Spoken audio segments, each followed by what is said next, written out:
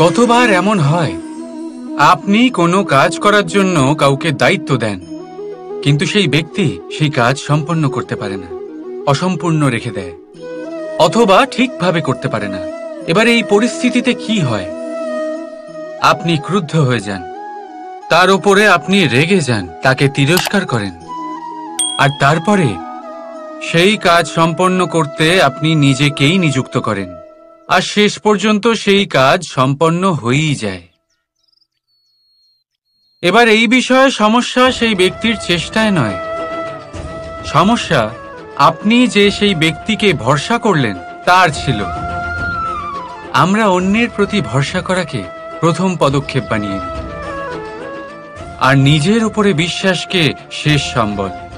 কিন্তু তার বদলে এটাই হওয়া উচিত যে নিজের উপরে ভরসাকে আমরা প্রথম পদক্ষেপ বানাই, তাকে নিজের সহায় মানতে হবে। যদি আপনি এমন করেন তাহলে পরিণাম আরো সুখকর, আরো আনন্দদায়ক হবে। তাই মনে রাখবেন, এই সংসারে আপনার সবথেকে বড় ভরসা আর কেউ নেই। এই সংসারে আপনার সবথেকে বড় রক্ষাকর্তা আর কেউ নেই, বরং আপনি নিজেই। রাধা রাধা। আসুন আপনাকে একটা প্রশ্ন করছি, সোনা আর লোহার মধ্যে তফাৎ কি? এবার বেশিরভাগ লোকের উত্তর এটাই হবে যে সোনা বহুমূল্য, সোনার মূল্য লোহার থেকে অনেক বেশি। এটা ঠিক, কিন্তু আমাদের এটা ভোলা ঠিক হবে না যে সোনা আমাদের সাজগোজের কাজে লাগে, আমাদের আরো বেশি সুন্দর দেখায়। অন্যদিকে লোহা সেই সৈনিকদের ঢাল ও তলোয়ার হয়ে তাদের রক্ষা করে যারা আমাদের প্রাণকে রক্ষা করেন। এই সৈনিক না থাকলে আমাদের প্রাণও থাকবে না। এবারে বলুন, সোনার মূল্য বেশি হওয়াতে কি লোহার মূল্য কমে যায়? কখনোই নয়। ঠিক সেইভাবে এই জীবনে আপনি যতই চেষ্টা করুন, কিছু না কিছু এমন থেকে যাবে যা আপনি কখনোই পাবেন না, আর সেই কারণে নিজেকে অক্ষম মনে করা অনুচিত। হতে পারে আপনার কাছে সেই গুণ আছে যেটা সংসারে আর কারোর কাছে নেই। সেই গুণটাকে চিনুন, সেটাকে বাড়ান আর সেটাকে ব্যবহার করুন। তাই মনে রাখবেন, সংসারে প্রত্যেকটা ব্যক্তি বিশেষ হয়, আর এই সংসারে সবাই সবকিছু পায় না। নিজেই দেখে নিন, সোনাকে যে দোকানে সাজিয়ে রাখা হয় সেই দোকানের তালা লোহা দিয়ে তৈরি হয়। রাধা রাধা। সংসারে সব থেকে বেশি দামি কি, সব থেকে বেশি মূল্যবান কি? কেউ বলবে সোনা, কেউ বলবে রত্ন, কেউ বলবে মুক্ত, কেউ বলবে মানিক। এগুলো কতটা মূল্যবান? ধরুন, কিছু সোনার মুদ্রা দিয়ে আমরা মুক্ত কিনতে পারি, কিছু মুক্ত দিয়ে একটা মানিক, কিছু মানিক দিয়ে কিনতে পারি একটা হীরে। কিন্তু এই জগতের সমস্ত ধন খরচ করেও একটা জিনিস আমরা কিনতে পারবো না, আর তা হলো একটা মুহূর্ত। কি হলো? সত্যি সামনে এসে গেল। সত্যি হলো এটাই যে জগতে সব থেকে বেশি মূল্যবান সময়, সেই সময় যেটা আমরা এমনি নষ্ট করে দিই, অকাজে, কখনো কোনো আশাতে, কখনো শোক করে, কখনো ঘটে যাওয়া দিনের কথা ভেবে, তো কখনো ভবিষ্যতের চিন্তাতে। এই সময়ের সদ্ব্যবহার আমাদের করা উচিত। এই সময়ের সদ্ব্যবহার করে আমাদের ধন অর্জন করা উচিত, মহান কাজ করা উচিত, আমাদের ব্যক্তিত্বকে উদার করা উচিত, ভালো কাজ করা উচিত, সকলের সাথে আনন্দ ভাগ করা উচিত। যদি আমরা এই সংসার থেকে চলেও যাই, তাহলেও সময় আমাদের যেতে দেবে না, এখানেই স্থিত করে রাখবে, কারোর না কারোর জন্য প্রেরণা হয়ে, বা কারোর মুখে কৃতজ্ঞতার হাসি ফুটিয়ে। রাধা রাধা। সূর্য এই সংসারে সব থেকে বেশি তেজস্বী, এই সূর্য সব থেকে বেশি উজ্জ্বল, সব থেকে বেশি শক্তিশালী।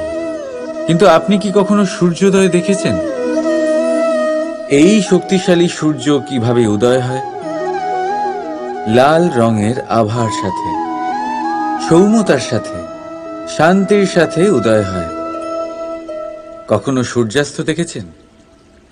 সেই লাল রঙের আভা, সেই সৌম্যতা, সেই একই শান্তি। আর এটাই একজন মহান ব্যক্তিত্বের গুণ। যখন জীবনে উত্থান ঘটে তখনও অহংকার করেন না, সৌম্যতা বজায় রাখেন। আবার যখন জীবনে ক্ষতি হয় তখনও সৌম্যতা বজায় রাখেন। যদি আপনিও চান সূর্যের মতো আপনি সম্মান পাবেন, তাহলে সূর্যের মতন হন। যখন জীবনে আনন্দ আসে, কুশল আসে, তখন সীমা লঙ্ঘন করবেন না। যখন জীবনে দুঃখ আসে, কষ্ট আসে, বিনাশের পথে অগ্রসর হবেন না। সৌম্য থাকুন, শান্ত থাকুন, সূর্যের মতো চকচক করতে থাকুন। কারণ সব মুহূর্তের মতোই এটাও একটা মুহূর্ত। তাতে আপনি আনন্দ লাভ করুন বা পান দুঃখ, এই মুহূর্ত অবশ্যই চলে যাবে। রাধা রাধা। এই কোমল ঘাস দেখতে পাচ্ছেন? এত কোমল যে কোনো বালক এসেও যদি এর উপরে বসে পড়ে তাহলে এটা নুয়ে পড়ে। একটা ছোট ইঁদুর কোথাও থেকে চলে এসে তার দাঁত দিয়ে এটা কেটে দিতে পারে। আর যদি কোনো হাতি চলে আসে তাহলে খুব সহজেই সে সমূলে এটা উপড়ে ফেলতে পারে, তাই না? এবারে দেখুন, আমি এই ঘাসকেই বেঁধে একটা দড়ি বানিয়েছি, আর এখন সেই কোমল ঘাস একটা অত্যন্ত শক্তিশালী বন্ধনে পরিণত হয়েছে। এমন এক বন্ধন যেটা কোনো হাতিকে বাঁধার কাজে আসতে পারে। সেই হাতি যে খুব সহজেই এই ঘাসকে উপড়ে ফেলতে পারত। বুঝেছেন আপনি? এই দড়ির মতো যদি আপনারা একসাথে থাকেন, একে অপরকে সাহায্য করেন, পাশে থাকেন, তাহলে যত বড়ই সমস্যা হোক না কেন সেটার সমাধান বড়ই সহজে আপনারা বের করে ফেলতে পারবেন। রাধা রাধা। আসুন আজকে আমরা কথা বলি ভাষার বিষয়ে। এই ভাষা কত অদ্ভুত এক শক্তি, কিন্তু কখনো কখনো আমরা এই তর্কে লিপ্ত হয়ে যাই যে কোন ভাষা সর্বশ্রেষ্ঠ। কখনো কখনো এই সমস্যায় আটকে পড়ি যখন সামনের জনের ভাষা ভিন্ন আর আমাদের ভিন্ন, না আমরা তার কথা বুঝতে পারি না সে আমাদের। আচ্ছা ঠিক আছে, কিন্তু কেউ আমাকে এটার মানে স্পষ্ট করে বোঝান। সূর্যমুখী, সূর্যের কিরণের কোন ভাষা সে বুঝতে পারে যে সূর্য ওঠার সাথে সাথে সেও ফুটে ওঠে? চকর, চকরের কাছে এমন কোন ইন্দ্রিয় আছে যে সে চাঁদের শীতলতা অনুভব করতে পারে? গরু এমন কোন সঙ্গীত শিখেছে যে আমার বাঁশির সুর শুনে তারা নিজেই চলে আসে? এই সব, এই পুরো সংসার, এই ব্রহ্মাণ্ড শুধুমাত্র একটা ভাষা বোঝে, প্রেমের ভাষা। না কোনো শব্দ, না কোনো বাণী, শুধু অনুভূতি। এই প্রেমের ভাষা সংসারের সব থেকে বড় ভাষা, যেটা আপনি নিজেও বুঝতে পারেন, আবার অন্যদেরকেও বোঝাতে পারেন। রাধা রাধা। সাগর আর নদী, এই দুই হলো জলাধার, কিন্তু দুজনের মধ্যে তফাৎ দেখুন কতটা। যখন বৃষ্টি পড়ে তখন নদীর স্তর বেড়ে যায়, এত বেশি বেড়ে যায় যে কখনো কখনো পাড় ভেঙে বয়ে যায়, সব ধ্বংস করে দেয়। কিন্তু যদি বৃষ্টি না হয় তাহলে শুকিয়ে যায় এই নদী, একটা ক্ষীণ ধারায় পরিণত হয়। অন্যদিকে আছে সাগর। এবার সাগরকে দেখুন, যদি নদী এসে সাগরের সাথে মিশেও যায় তাহলেও সাগরের স্তর বেড়ে ওঠে না। সূর্যের তাপ যতই বেড়ে যাক না কেন, সেই তাপের কারণে সাগরের স্তর কমে যায় না, শান্ত হয়ে থাকে, সবেতে সামঞ্জস্য রাখে। আর সেই জন্যই তো এত বিশাল, এত মহান হয় এই সাগর। যদিও আপনিও মহান হতে চান, নিজের ব্যক্তিত্বকে বিশাল বানাতে চান, তাহলে মনে রাখুন আপনাকে সাগরের মতো হতে হবে। শান্ত চিত্তে থাকুন, সবকিছু সমান রাখুন। যদি জীবনে কিছু বেশি সুখ চলে আসে তাহলে নিজের বোধ বুদ্ধি হারাবেন না। যদি জীবনে দুঃখ আসে, কষ্ট আসে, তাহলে আপনার দৃঢ়তা, আপনার লক্ষ্য আর আপনার শক্তিকে ভুলবেন না। কারণ এই শ্রেষ্ঠত্ব ব্যক্তির আচরণ মানা হয়। রাধা রাধা।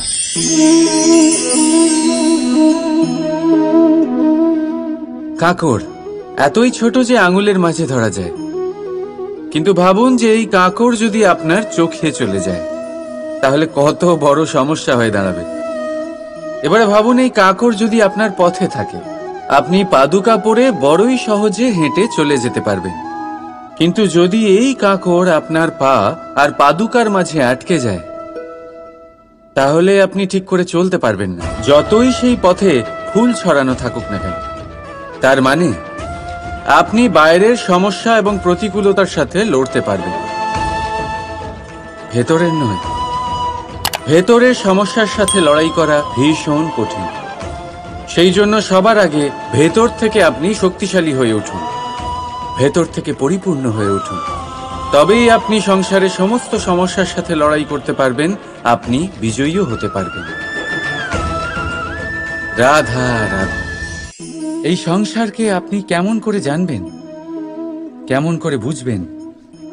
এবার আপনার উত্তর বড়ই সহজ হবে, সংসারকে নিজে চোখে দেখে। এটা অবশ্যই উচিত।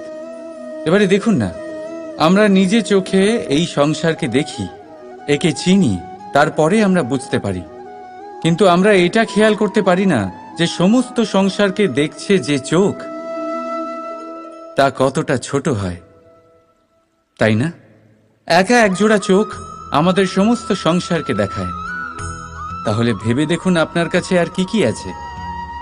দুটি চোখ আছে, দুটি কান আছে, বলার ক্ষমতা আছে, যা দিয়ে আপনি শব্দ নির্মাণ করতে পারেন, শব্দ যা দিয়ে আপনি ব্রহ্ম বানাতে পারেন। দুই হাত আছে, যদি সে চায় তাহলে পাতাল খুঁড়ে সে জল নিয়ে আসতে পারে। দুটি পা আছে, যদি সে চায় তাহলে সংসারে যত বড়ই পর্বত হোক না কেন তাকে পার করতে পারে। একটা হৃদয় আছে যে প্রেমের বন্ধনে সবাইকে বেঁধে রাখে।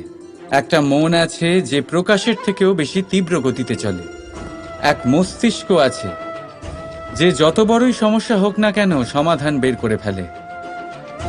এবারে ভেবে দেখুন আপনার কাছে কি কি নেই। বোঝার চেষ্টা করুন আপনি কতটা ধনবান। এই সংসারে সেই ব্যক্তি সুখী নন যার কাছে ধন আছে। সুখী সেই যে ধনের সদ্ব্যবহার করে। ঠিক তেমনই আপনার ধন হলো আপনার এই শরীরের ক্ষমতা। এই শরীরের ক্ষমতাগুলিকে ব্যবহার করে ধনাত্মক দৃষ্টিভঙ্গিতে সবকিছু দেখুন। এই সংসারকে বুঝুন, নিজেকে বুঝুন। এই সুখ চাইলেও আপনার থেকে দূরে থাকতে পারবে না। রাধা রাধা। এই সংসারে সব থেকে বড় রোগ কোনটা? কেউ বলবে খিদে, কেউ বলবে বার্ধক্য, কেউ বলবে জ্বর আদি ইত্যাদি। আমরা সবসময় চেষ্টা করি যে আমরা এই সব রোগ থেকে দূরে থাকি। সময় মতো আমরা চিকিৎসকের সাথে দেখা করি। অনেক চেষ্টা করি যাতে এই রোগ আমাদের আশেপাশেও না ঘোরাফেরা করতে পারে। কিন্তু জগতের সব থেকে বড় রোগ সবসময় আমাদের সাথেই থাকে, আর এই রোগের নাম হলো ভয়। যে কোনো কিছুর ভয়। লোকে কি ভাববে এর ভয়। যদি আমি এটা করি তাহলে কি হবে এর ভয়। যদি আমি এটা না করি তাহলে কি হবে এর ভয় আদি ইত্যাদি। দেখতে গেলে প্রত্যেক মানুষের মনে একটা ভয় আছে যা তাকে কষ্ট দেয়। এবার এই ভয় কি করে? আপনার শক্তিকে, আপনার আত্মবিশ্বাসকে, আপনার ব্যক্তিত্বকে শেষ করে দেয়। তাই মনে রাখবেন, যদি আপনি আপনার ভাগ্য নিজে বানাতে চান তাহলে সবার আগে ভয়মুক্ত হয়ে যান। আপনি নিজেই দেখুন কি অদ্ভুত ব্যাপার এটা, যা এখনো ঘটেনি সেটা ভেবে এত ভয় পাই যে বর্তমানে নিজেদের কষ্ট দিই। সেই জন্য যা এখনো ঘটেনি তা নিয়ে দুশ্চিন্তা করবেন না। হ্যাঁ, যেটা হয়ে গেছে সেটার সমীক্ষা অবশ্যই করুন, তা থেকে শিখুন, অবশ্যই জীবনে অগ্রসর হন। আর এখনকার জন্য নির্ভয় হয়ে আমার সাথে ভালোবেসে বলুন, রাধা রাধা। জীবনে আমরা সবাই, এই সংসারে প্রত্যেকেই শুধুমাত্র ওপরে উঠতে চায়। এমন কেউ নেই যে নিচে পড়তে চায়। কিন্তু আপনাকে যদি সত্যের সাথে পরিচয় করাই, তাহলে নিচে পড়া অত্যন্ত আবশ্যক। যখন আপনি নিচে পড়েন, তখন সর্বপ্রথম আপনার মনে পড়ে ওপরে যখন ছিলেন সেই স্থান, সেই সময় এবং তার গুরুত্ব কি ছিল। তার থেকেও বড় শিক্ষা, আপনার যখন পতন ঘটে তখন আপনি বুঝতে পারেন আপনার আপন কে আর আপনার পর কে। কে আপনার শুভাকাঙ্ক্ষী আর তারা কে যারা আপনাকে ঈর্ষা করেন, আপনাকে ঘৃণা করেন। দেখুন, যখন আপনার পতন ঘটে সেই সময় যিনি হাত বাড়াবেন আপনাকে সাহায্য করার জন্য, উনিই আপনার আপনজন।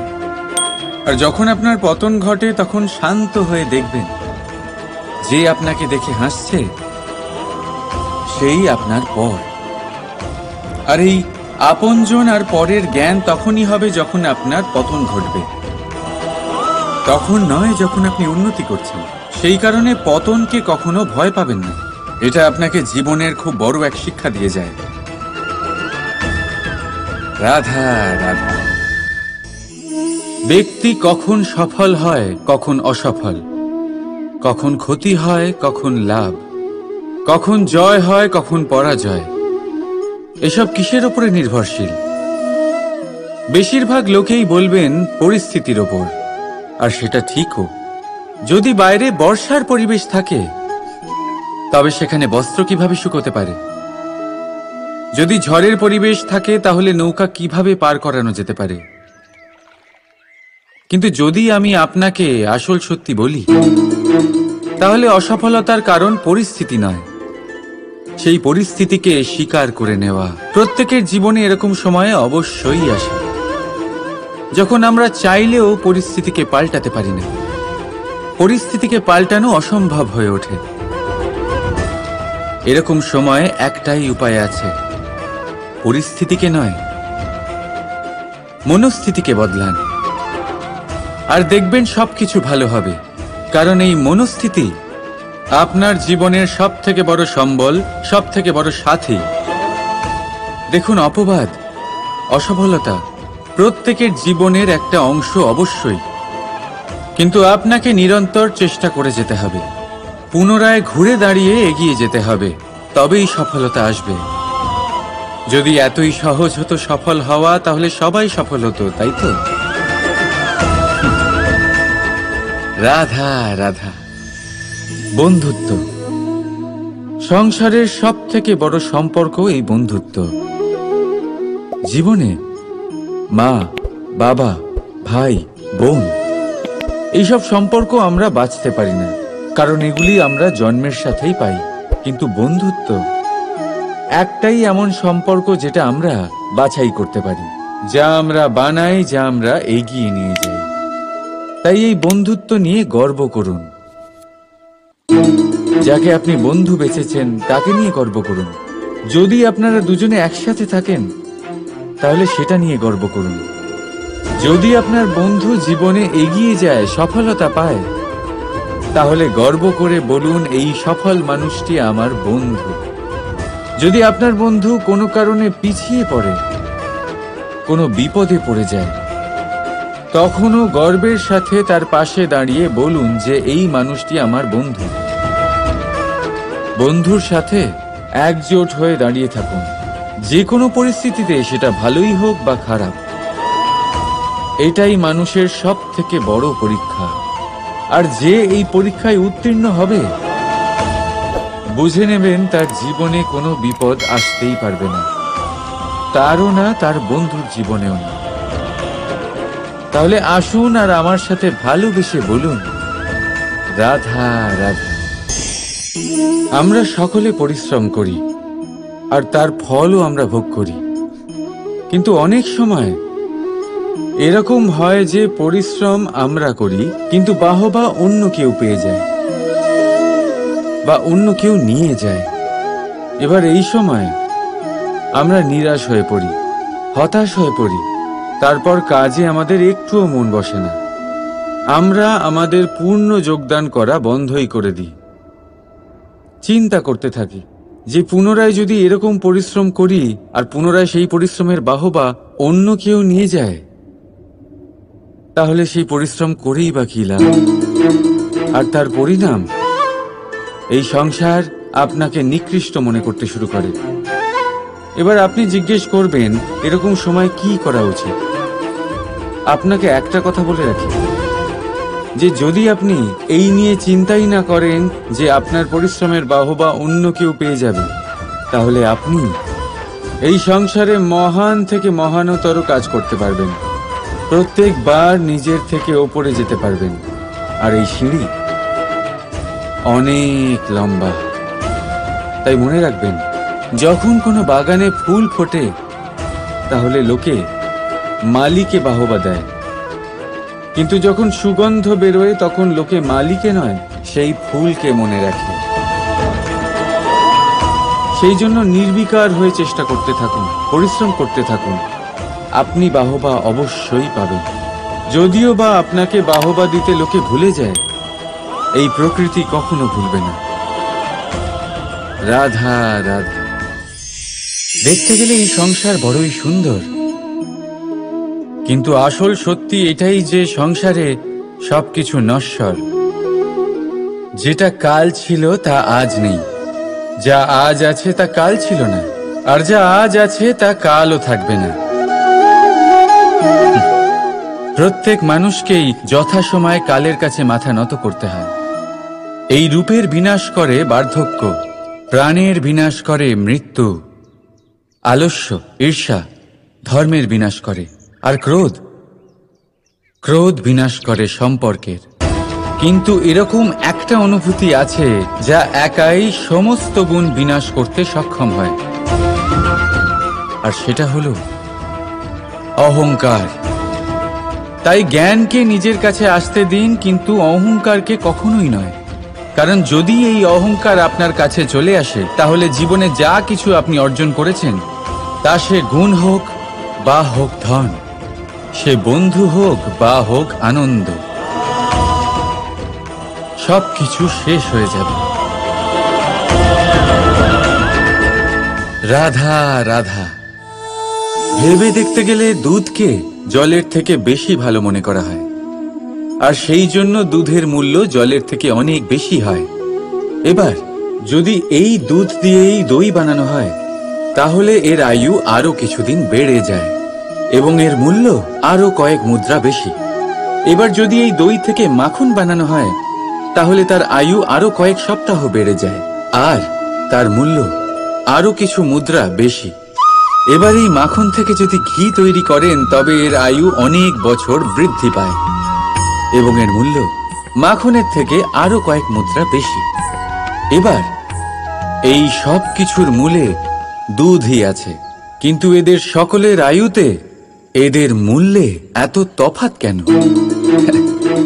তার কারণ এই যে দুধকে দই হওয়ার জন্য অনেক কষ্ট সহ্য করতে হয়, দইকে মাখন হওয়ার জন্য লাঠির আঘাত সহ্য করতে হয়, আর মাখনকে ঘি হওয়ার জন্য বহু ঘন্টা ধরে আগুনের তাপ সহ্য করতে হয়।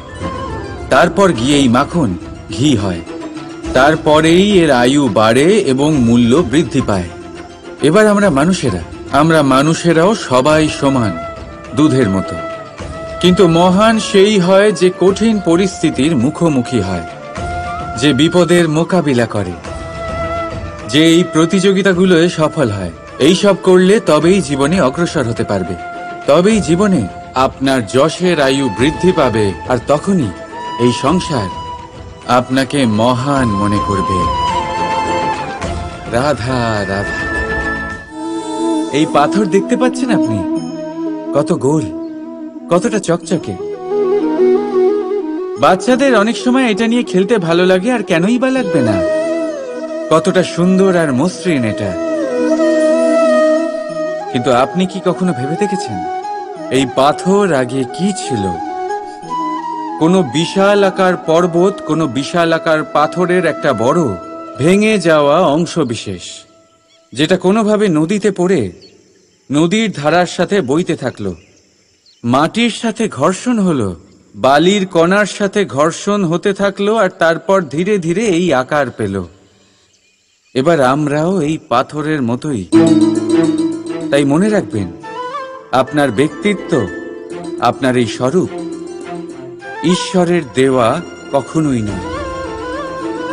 হ্যাঁ, প্রকৃতি অবশ্যই আপনাকে জন্ম দিয়েছেন, কিন্তু আপনি নিজে নিজের ব্যক্তিত্বের রচয়িতা। আর আপনি তা রচনা করেন কঠিন পরিস্থিতির মুখোমুখি হয়ে, সংকটের ধারা পার করে।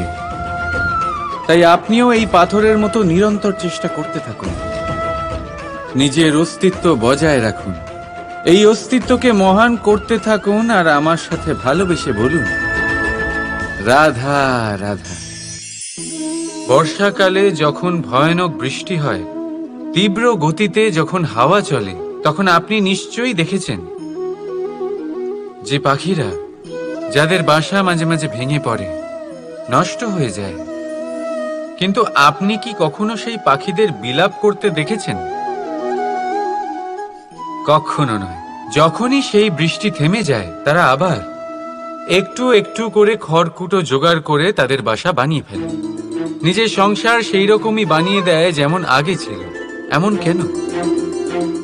কারণ এই ঝড়ের তাণ্ডবের সাথে সেই পাখিদের কোনো বোঝাপড়া করারই নেই। তারা শুধু সেটাই করতে থাকে যেটা তাদের হাতে আছে, আর এটাই হলো সুখী জীবনের মূল মন্ত্র।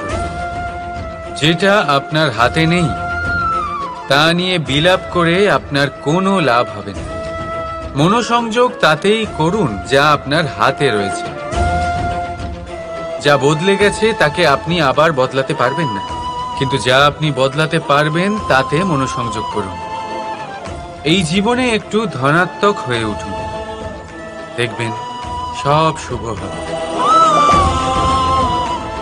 রাধা রাধা। ছোটবেলায় একটা জিনিস আমি কখনো বুঝে উঠতে পারিনি। আমি সবসময় আশ্চর্য হয়ে থাকতাম যে এটা কি করে সম্ভব হতে পারে। ব্যাপারটা ছিল এরকম, আমি আমাদের গোয়াল ঘরে দেখতাম ভিন্ন ভিন্ন রং রূপের গাভী। কারোর রং কালো তো কারোর রং সাদা, কেউ খয়েরি তো কারোর রং বাদামি। এবার আমি দেখতাম কারোর কারোর শিং বড় তো কারোর এত ছোট যে দেখাই যায় না। কোনো গাভী আকারে ছোট ছিল তো কেউ একটু বড়। কিন্তু যখন সেই সব গাভী দুধ দিত, তখন আমি দেখতাম সেই সব দুধ সমান, রং সমান, স্বাদ সমান, গুণও সমান, আর সমান পুষ্টিও। এবার আমি এটা বুঝতে পারতাম না। আমার দৃষ্টিতে তো সমস্ত গাভী আলাদা আলাদা ছিল। আমি ভাবলাম আমি মাকে জিজ্ঞেস করি। মাকে জিজ্ঞেস করলাম। মা আমাকে বললেন, কানাই, রং রূপ পাল্টালেও গাভীদের বাস্তবিকতা তো পাল্টায় না। গাভী তো গাভীই থাকবে। এবার আমি এটা বুঝতে পারি না যে মানুষ এটা আত্মসাৎ কেন করতে পারে না। দেখুন, রং, রূপ, জাত, ধর্ম, ভাষা, এই সবের উপরে হলো মনুষ্যত্ব। আর মনুষ্যত্বের একটাই ধর্ম, আর সেটা হলো প্রেম। তাই এই প্রেম আপনি সকলের সাথে ভাগ করে নিন, প্রেমের সাথে সকলের সেবা করুন। এই মনুষ্যত্বর অমৃত চেখে দেখুন, আর আপনি বুঝে যাবেন যে আমরা কেউ আলাদা আলাদা নই, আমরা সবাই সমান। রাধা রাধা। সাগর কত বিশাল হয় এই সাগর! কি না করতে পারে এই সাগর! এক মুহূর্তের মধ্যে সব ধ্বংস করে দিতে পারে, প্রলয় ডেকে আনতে পারে, সংসার মুছে ফেলতে পারে। এই সাগর জীবন জ্যোতি নিভিয়ে দিতে পারে। কিন্তু এই সাগর যা মেটাতে পারে না, তা হলো একজন তৃষ্ণার্তের তৃষ্ণা। অন্যদিকে এই ঘোড়া, যা এতটাই ছোট যে গোপিনীরা একসঙ্গে অনেকগুলো নিয়ে চলতে পারে, কিন্তু এই ছোট ঘোড়া অনেকের তৃষ্ণা মেটাতে পারে। এবার বলুন, জল সাগরেও আছে, আবার এই ঘোড়াতেও। তাহলে পার্থক্য কোথায়? এখানে পার্থক্য হলো তাদের আচরণের মধ্যে।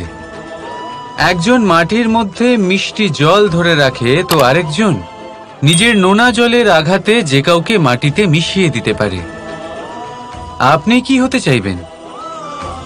সাগরের নোনা জল হয়ে কারোর আশা চূর্ণ বিচূর্ণ করে দিতে, নাকি মিষ্টি জলের ঘোড়া হয়ে কারোর তৃষ্ণা মেটাতে? সিদ্ধান্ত আপনার। রাধা রাধা। কতবার এমন হয়, আপনি কোনো কাজ করার জন্য কাউকে দায়িত্ব দেন, কিন্তু সেই ব্যক্তি সেই কাজ সম্পন্ন করতে পারে না, অসম্পূর্ণ রেখে দেয়, অথবা ঠিকভাবে করতে পারে না। এবার এই পরিস্থিতিতে কি হয়? আপনি ক্রুদ্ধ হয়ে যান, তার উপরে আপনি রেগে যান, তাকে তিরস্কার করেন, আর তারপরে সেই কাজ সম্পন্ন করতে আপনি নিজেকেই নিযুক্ত করেন, আর শেষ পর্যন্ত সেই কাজ সম্পন্ন হয়েই যায়। এবার এই বিষয়ে সমস্যা সেই ব্যক্তির চেষ্টায় নয়, সমস্যা আপনি যে সেই ব্যক্তিকে ভরসা করলেন তার ছিল। আমরা অন্যের প্রতি ভরসা করাকে প্রথম পদক্ষেপ বানিয়ে নিই, আর নিজের উপরে বিশ্বাসকে শেষ সম্বল। কিন্তু তার বদলে এটাই হওয়া উচিত যে নিজের উপরে ভরসাকে আমরা প্রথম পদক্ষেপ বানাই, তাকে নিজের সহায় মানতে হবে। যদি আপনি এমন করেন, তাহলে পরিণাম আরো সুখকর, আরো আনন্দদায়ক হবে। তাই মনে রাখবেন, এই সংসারে আপনার সব থেকে বড় ভরসা আর কেউ নেই। এই সংসারে আপনার সব থেকে বড় রক্ষাকর্তা আর কেউ নেই, বরং আপনি নিজেই। রাধা রাধা।